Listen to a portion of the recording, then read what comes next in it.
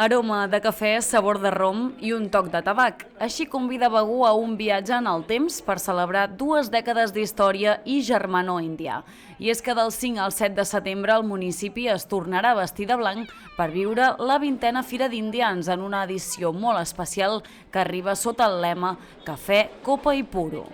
I tindrem també una zona expositora d'aquesta temàtica de cafè i copa i puro i podrem veure tabac, podrem veure rom de Begur, d'origen begurenc, podrem veure moltes coses, llavors només falta venir.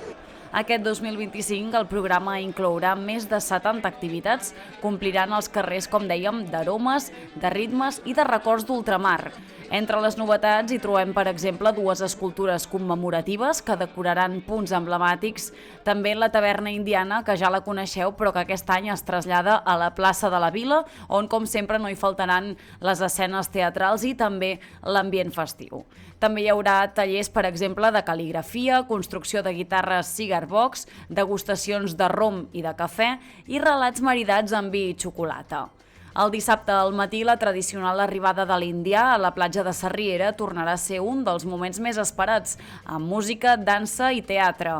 I durant tot el cap de setmana, el poble viurà concerts, exposicions, visites guiades i activitats familiars que faran ballar i també somriure a tothom. El tret de sortida serà el divendres a la tarda i la festa s'allargarà, com sempre, fins diumenge, convertint Begur de nou en un punt de trobada on el passat colonial es barreja amb la festa més viva.